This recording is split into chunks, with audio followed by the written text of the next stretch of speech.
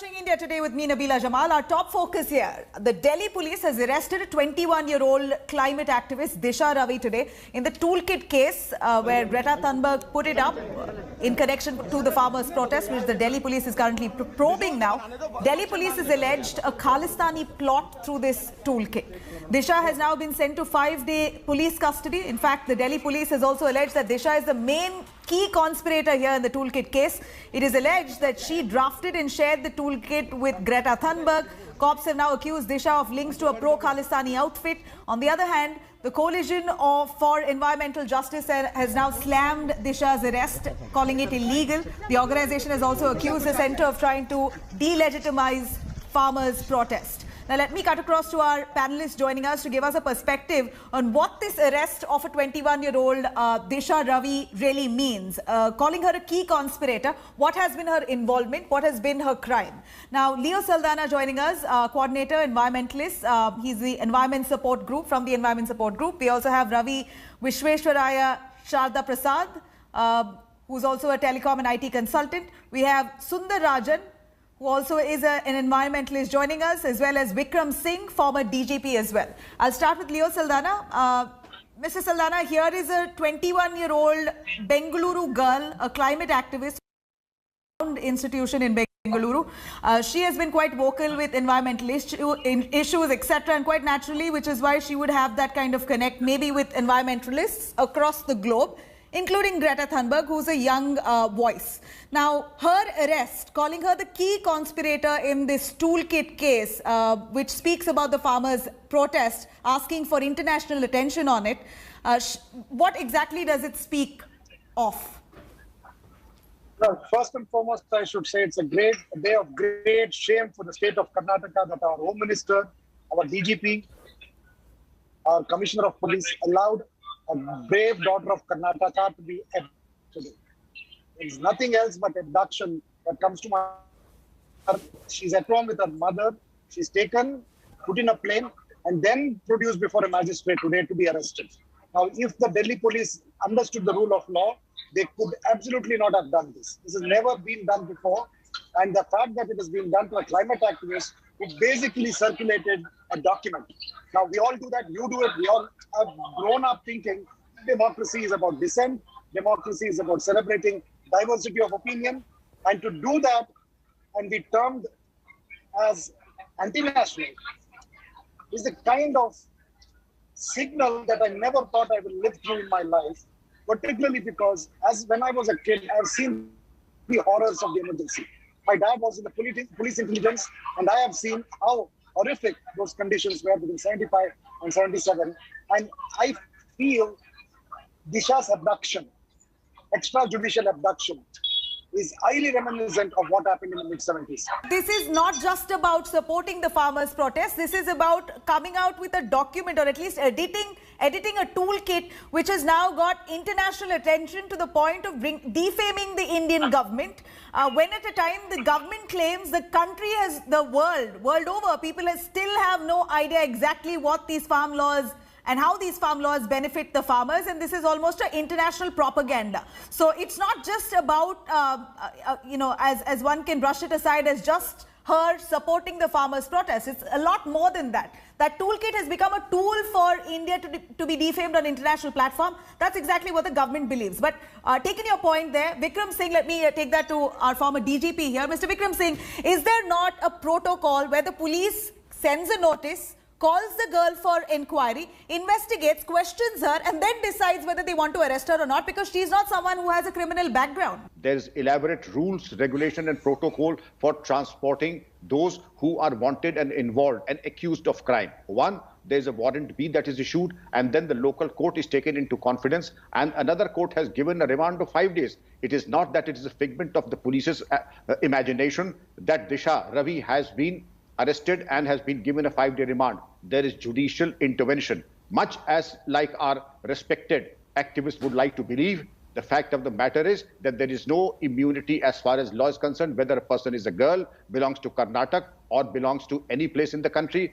But one who transgresses the rule of law is accountable to the rule of law also and will have to answer. There are digital footprints that will have to be investigated. There are allegations that will have to be, you very rightly articulated, Nabila, that if there is an international conspiracy to defame India, beginning from Greta Thunberg, I see no reason why it should not be investigated, much as our activists. I also support the farmers' agitation, but not any violence that happened on the 26th of January, where 400 police personnel were brutalized. So, Mr. Vikram Singh, the question would be then, has a 21-year-old managed to pull off an international propaganda of this magnitude?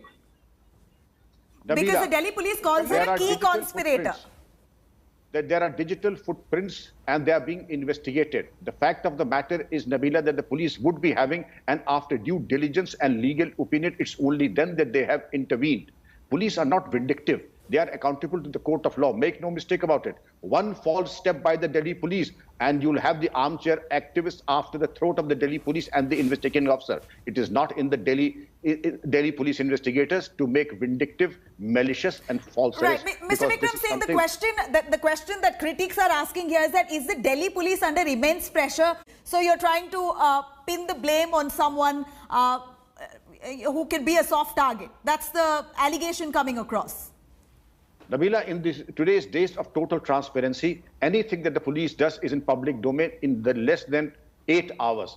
And I would say that whatever the police are doing, that case diaries would be submitted in the court of law. The evidence would be evaluated not only by the courts and the prosecutors, but also by the people at large.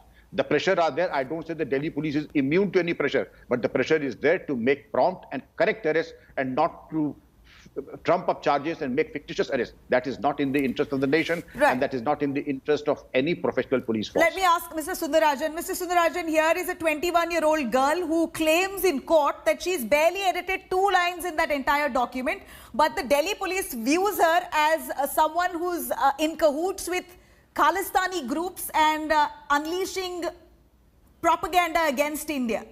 She did not carry any arms. She did not carry any explosives. She did not even write against India. She merely edited, I mean, that's what she said. Still, we are not concrete on what went inside the courtroom. But she just edited a 2-liner which was supporting a farmers' protest. You know, if you're so weak, I'm very afraid that, you know, I was always thinking that, our borders are safe. But even a small edit to a tweet can make your country destabilized. I'm more worried now.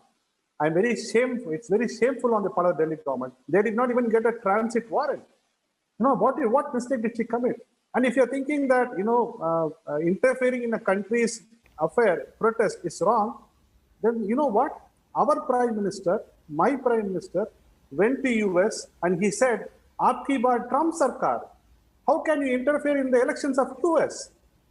So, you know, it is very wrong to portray this thing of, being anti-national, supporting, when you don't have answers. You know, this is not the first time that the state is doing that. When you don't have answers for the questions raised by the civil society, by the protesting farmers, you will have to indulge in very cheap things like this. If you have got the guts, if you have got the wherewithal, face the farmers, answer them, and you know what? No one knows what the toolkit is. That's the whole thing. Well, we've gone through the toolkit. We've gone through the toolkit, and I'd like to put you on hold right there. I'd like to cut across to Ravi Prasad. Mr. Ravi Prasad, you may have viewed the toolkit. I'm not sure, but you have. Okay, so is there anything in that toolkit which is not already in public domain? Yeah, essentially a toolkit is a distributed, editable, shareable document. Typically, it is a Google document on a Google Drive, which can be commented on or edited by people who have the link and the permission. And you can always trace out the email addresses of everyone who has edited the document and seen what the edits they have made. And you have their email addresses, which typically will be a Gmail address. I have gone through the version of the toolkit, which is on CryptoPad.fr a short while ago. Okay. And there doesn't seem to be anything in it which is different from, let us say, the Occupy Wall Street protests of a few years ago or the Hong Kong protests. The only mildly objectionable statement and a very mildly objectionable statement in this version of the toolkit on CryptoPad.fr is that India has a long history of human rights violations, and that the Indian nation is not sensitive to the needs of its most disadvantaged sections. There is nothing in this version of the toolkit on cryptopad.fr, which I saw about half an hour ago, which calls for overthrowing of the Indian state, which calls for violence against the Indian nation, nothing which calls for communal violence, division. So as per what you say, there is really nothing that is not already on public domain that's on that toolkit. Absolutely, absolutely. And in fact, toolkits have been used throughout. In fact, the Indian government has issued its own Every toolkits. political campaign, every kind of campaign has a staple toolkit. A toolkit is widely used in any kind of campaign, which is why we ask. Right. But let me cut across to...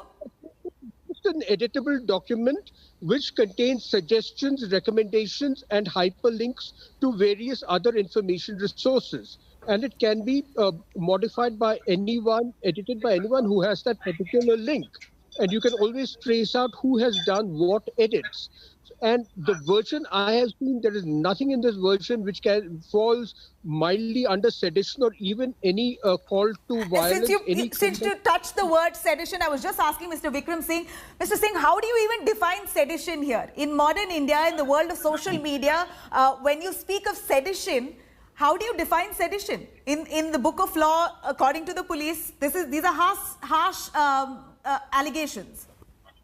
Absolutely, Nabila, may I submit that Section 124A of the Indian Penal Code, read with Section 153A of the Indian Penal Code, defines clearly what is offensive, repulsive, and what crosses the ambit of law. And that is inflaming the passions with the purpose to oppose the government.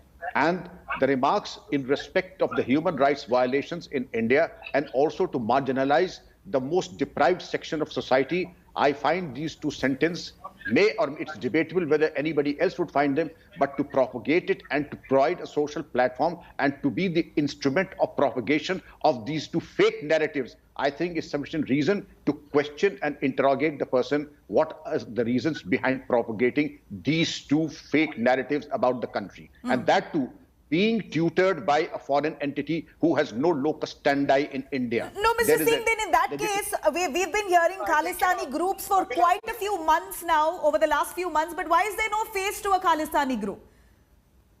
There is a face. Lakha Sidhana, Deep Sidhu, they're all the faces. Iqbal Singh, I believe Iqbal Singh has since been, the two important arrests have been made. And they're also being subjected to custodial interrogation. But the police has not yet established that they're a Khalistani face. They've alleged that there could be Khalistani links. But nothing concrete has come out of that either. As of now, what the garbled information has come, which is trickling out, is that Rihanna was given millions of dollars, Super Bowl ad of 30 seconds were given $6 million, and also the funding by the Sikhs for Justice Foundation. And Paramjeet Singh Pannu is the person who instigated the rioters to do what they did and offered a cash reward of $250,000. Right. Also, proposed citizenship in UK on the pretext of asylum of being politically persecuted in India. These are wider ramifications, which I'm sure an intelligent editor like you would understand, and the panelists would know that it is to give the look that butter wouldn't melt in my mouth. But the fact of the matter is there are sinister designs against the country that need to be addressed. Right. So that's the police's findings there. Let me cut across to Mr. Saldana. Mr. Saldana, here's an international level propaganda trying to defame India. There are several facts that the police have discovered which they're still probing into. If you allow one to defame India like that on those social media platforms involving international celebrities, then you'll have an entire set of, or rather, anarchy that will unleash in the country. That's the fear, and which is why the police has acted. What's your take on that? Yeah, I'll put it this way. Mr. Vikram Singh was right to the point when he said there is a due process of law that should have been undertaken when she was picked up. If there is an inquiry, that due process of law was violated the minute without a transit visa. She was put in a plane and taken to Delhi and then produced before a magistrate today. Now, that is a shocking revelation of how human rights abuse has taken place. So in that sense, it is true, and we work every day. I just went across from the West Coast all the way to the Northeast, and I can tell you this. There is human rights violations extensively across the country. That is a fact. As a country, we are mature enough to understand, and our governance is resilient enough to understand that there are voices which are raising these type of concerns. And what this young woman has done is raised her concern and endorsed a point of view which was circulated globally. Greta Thunberg has been invited to the UN General Assembly. She's no terrorist.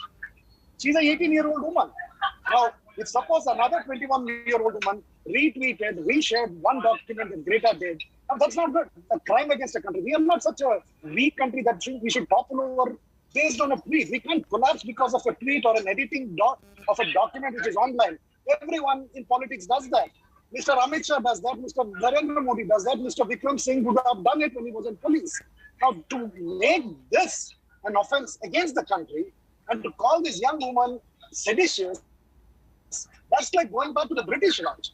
The British employed it to Right. Speaking of that, I'd like to ask Mr. Sundarajan. Mr. Sundarajan, here during the emergency period in India, pamphlets were issued to create awareness. This is how a toolkit is also looked at today. In today's date, it's to create awareness on a subject.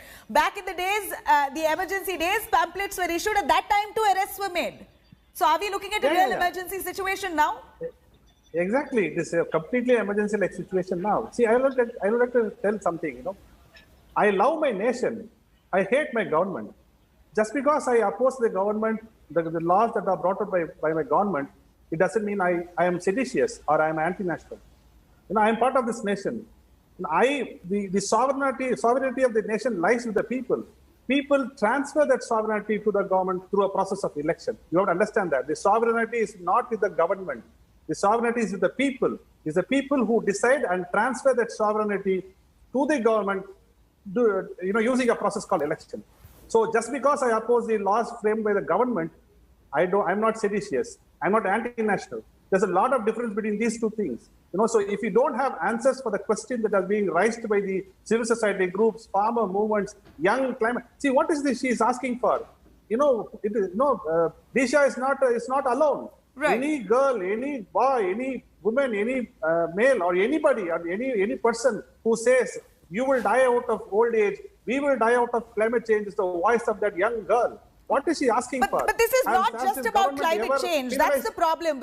We're looking at global shame that India is experiencing because of this. No. What is shame? If the shame lies in polluting rivers, the shame lies in polluting seas, the shame lies in polluting your land. Thousands and thousands of people are dying out of air pollution every year in India. Mr. Sundarajan, we're talking about farmer reforms here. No, why not understand? No, has this government ever penalized one large polluter? Has this government ever penalized one major polluter in this last 70 years? One major polluter. Why is our Ganga so bad? Why are our rivers so bad? Successive governments have failed us on preserving our environment. That apart, that's a different debate altogether. Here we're talking about farmer reforms, which is an internal issue of India, and they're trying to bring it to effect. There is a point of view. There is a point of view which very clearly says these are crushing farmers. These are not reforms which are progressive. So just because a government says it is progressive does not mean it is progressive, because the farmers have been kept out of this debate. The state governments have been kept out of the debate. The local governments have been kept out of the debate. The federated structure of governance has been broken by this union government on promoting this type of farmers' laws. That is the issue here. Democracy is under attack by subverting democracy.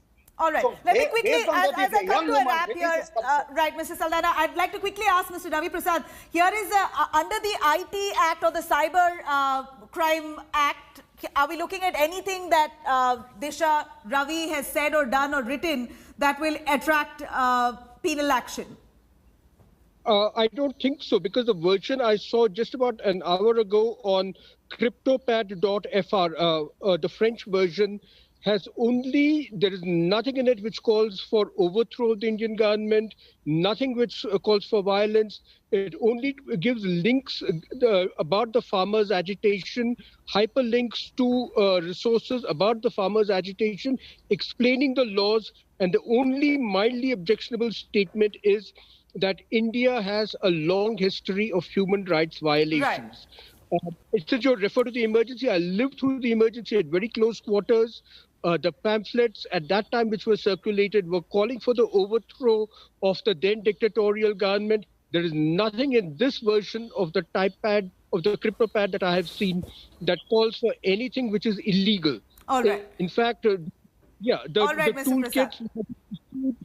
toolkits in Hong Kong are far more inciting to violence. We got your point. Point taken. Thank you very much. Thank you very much, Mr. Vikram Singh. There, our former DGP has clearly said we can't. We've got to have faith in our police. They're investigating. They're trying to ensure that if there is a larger plot, a larger propaganda to defame India, that must be investigated. We've got to have faith in them, and we will continue to have faith in our judicial system. Thank you very much, all our guests, for joining us with those details. Thank you for watching. Hi everyone, Preeti Chaudhary here. Hope you like this video. For latest news and analysis, like and subscribe to the India Today YouTube channel. And don't forget to press the bell icon to stay updated. Thank you for watching.